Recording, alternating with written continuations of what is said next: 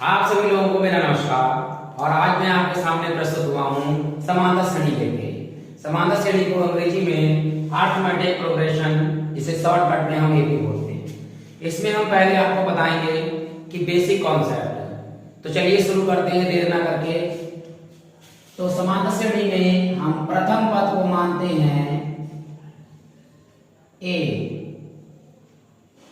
और सार्वधातुक को डी, अंतिम पद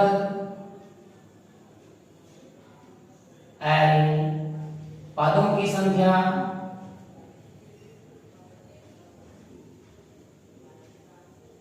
एन हो तो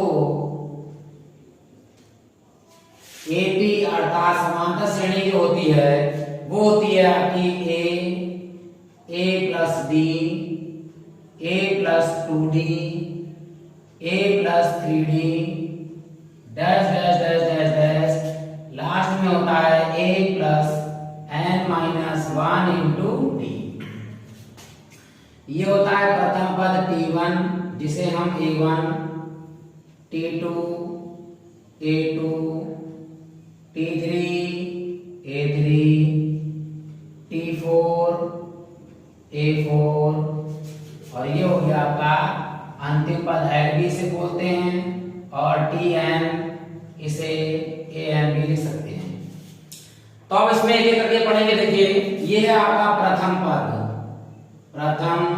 पद A1 या T1 बराबर A। दूसरा पद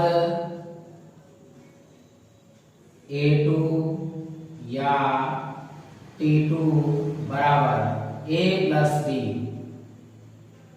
तीसरा पद A3 या T3 बराबर A प्लस 2D। और आपका चौथा पद है A4 या T4 बराबर A प्लस। देखिए, T अगर 2 है तो 1D है, T3 है तो 2D है, T4 होगा तो क्या होगा, 1D कम कर दीजिए 3D होगा। इसी प्रकार से आगे बढ़िए। 50वां पद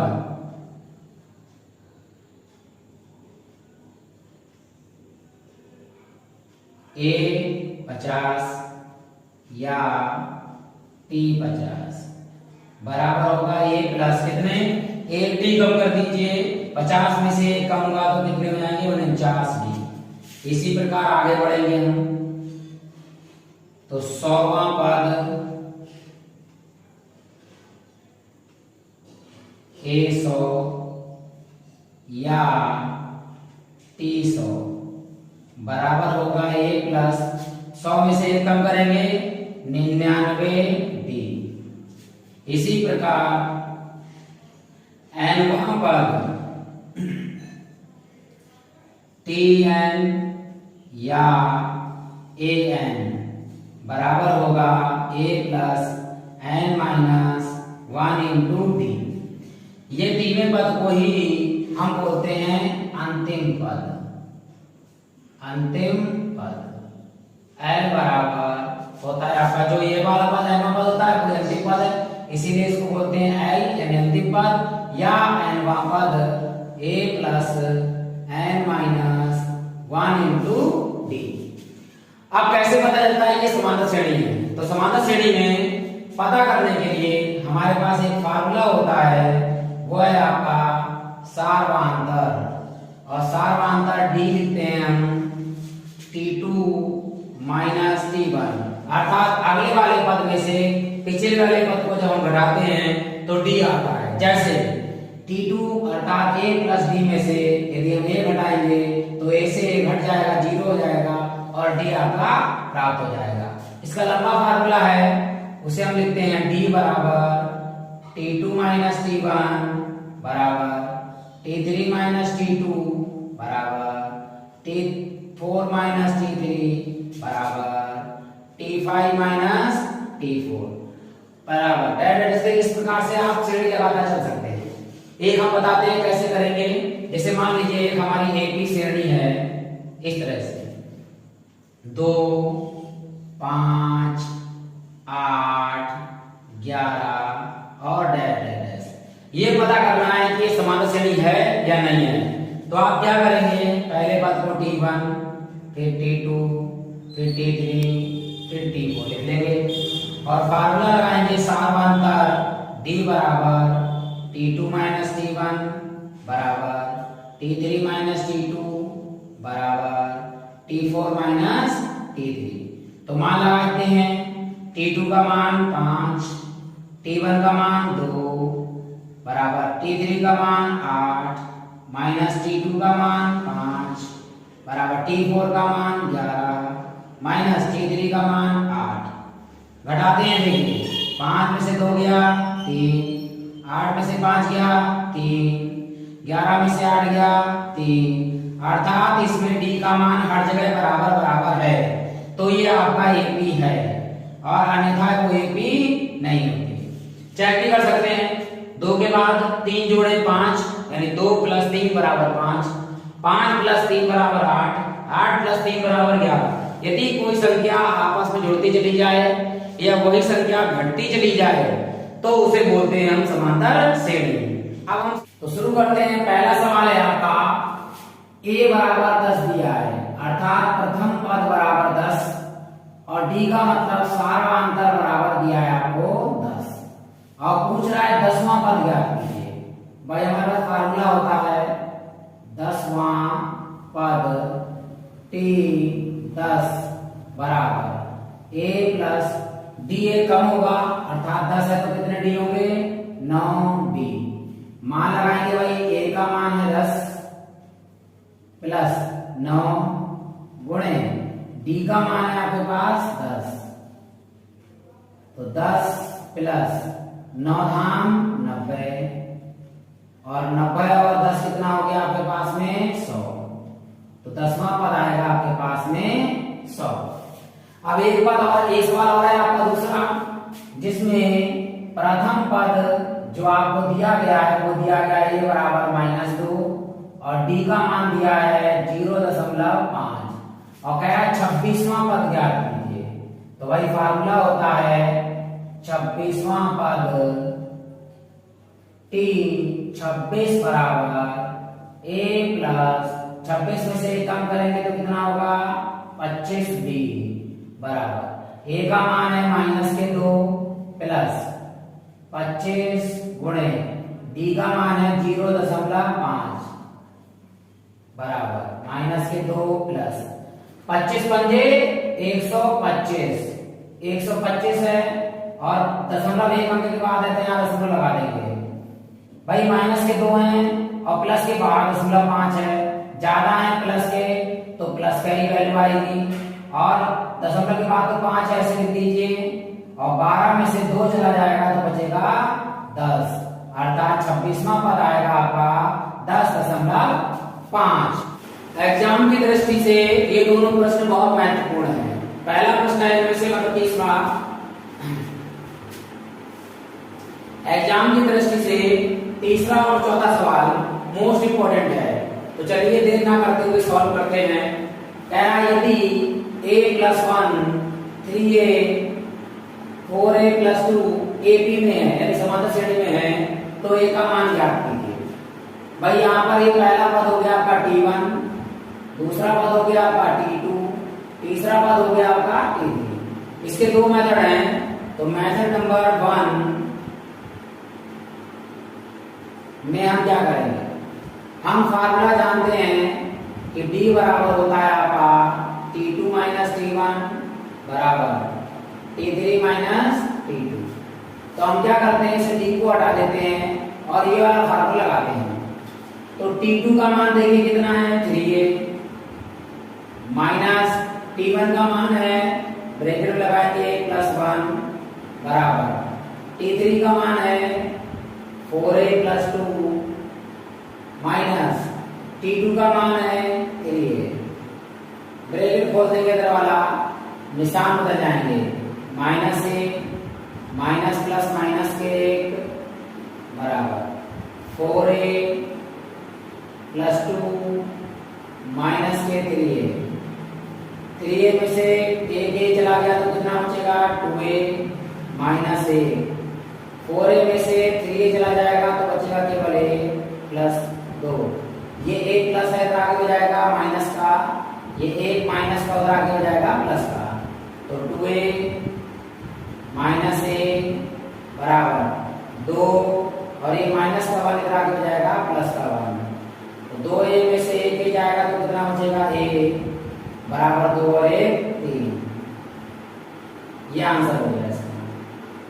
और एक दूसरा मेथड होता है इसका, मेथड नंबर 2। इसमें फार्मूला होता है बीच वाले अर्थात T2 यानी दूसरे पद का मान पहले और तीसरे पद के यानी कि पहला यानी T1 प्लस T3 पहले और तीसरे पद का आधा होता है। ये फार्मूला है बीच वाला पद यानी कि T2, पहला पद यानी T1, तीसरा पद T3 के योगफल का आधा है। लगा के चेक करते हैं आंसर आ रहा है या नहीं आ रहा। तो T2 अर्थात दूसरा पद 3a बराबर पहला पद a प्लस 1 प्लस तीसरा पद 4a प्लस 2 बटे में कितना है 2। 3a बराबर a के 4a कितने हो गए 5a प्लस 2 और 1 3 बटे में 2 की गुणा कर दीजिए 3 दूनी 6a बराबर 5a प्लस 3। ये 5a प्लस के आगे हो जाएंगे माइनस के 6a माइनस 5a बराबर कितना 3। भाई 6 में से 5a जाएगा तो कितना बचेगा a बराबर 3। देखिए दोनों मेथड का आंसर एक ही है, सेम टू सेम। अब एग्जाम में आप चाहे अलग मेथड कीजिए चाहे अलग, इसी प्रकार से सवाल करते हैं अगला वाला। ये भी मोस्ट इंपोर्टेंट है आपका एग्जाम की दृष्टि से। देखिए यहाँ कह रहा है यहाँ पर भी यदि k प्लस 2 और 4k माइनस 6 तथा 3k माइनस 2 तीन क्रमांक संख्याएं एक ही में है तो k का मान ज्ञात कीजिए। वही काम पहले वाले पद को T1, दूसरे वाले पद को T2 और तीसरे वाले पद को T3। अब हम फार्मूला लगाते हैं पहला मेथड नंबर 1 पहला वाला फार्मूला है हमारे पास में T2 माइनस T1 बराबर T3 माइनस T2। मान लगाते देखिए T2 का मान है 4k माइनस 6, फिर निशान माइनस का। T1 का मान है k प्लस 2 ब्रैकेट 1 बराबर T3 का मान है 3k माइनस 2 माइनस T2 का मान है 4k माइनस 6। अब ब्रैकेट खोलेंगे इसका भी निशान बदल जाएगा और इसके भी, तो लिखते हैं 4k minus 6 minus k minus plus minus के 2 बराबर 3k माइनस 2 माइनस 4k और माइनस माइनस प्लस 6। अब देखिए ये 4k में से 1k लाइन घटेंगे तो कितना बचेगा 3k माइनस के 6 और 2 8 बराबर 3k 4k। ज्यादा माइनस के हैं तो निशान माइनस का आएगा। 4k में से 3k जाएंगे तो बचेगा 1k माइनस, और ये देखिए प्लस के ज्यादा है 6 में से 2 जाएगा तो प्लस का बचेगा, 6 में से 2 जाएंगे तो बचेंगे 4। ये k माइनस का इधर हो जाएगा प्लस का, ये माइनस के 8 इधर जाएंगे प्लस के, तो 3k प्लस k बराबर 4 और ये 8 माइनस का हो जाएगा प्लस का, ये जाएंगे 3k प्लस k तो ये जाएंगे 4k बराबर 8 और 4 12, 4 से कैंसिल हो जाएगा 4 तिया 12, k का मान आ गया आपके पास 3। अब यही सवाल हम इस मेथड से करते हैं और देखते हैं कि आंसर k का मान 3 आ रहा है या नहीं आ रहा है। चलिए वही लगाते हैं फार्मूला मेथड नंबर 2। T2 का मान है 4k माइनस 6 बराबर t1 का मान है k प्लस 2 प्लस t3 का मान है 3k माइनस 2 अपॉन 2।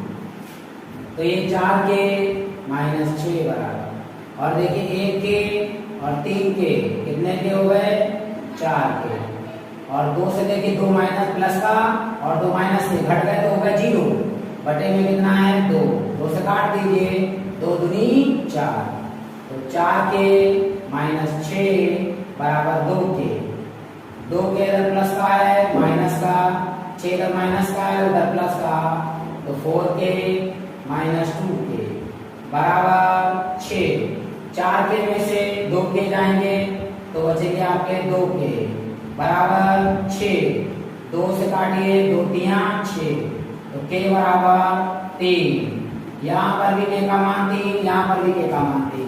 फटाफट आप एग्जाम में दोनों में से कोई सा भी मेथड कर सकते हैं, और दोनों मोस्ट इंपोर्टेंट सवाल हैं यहाँ पे।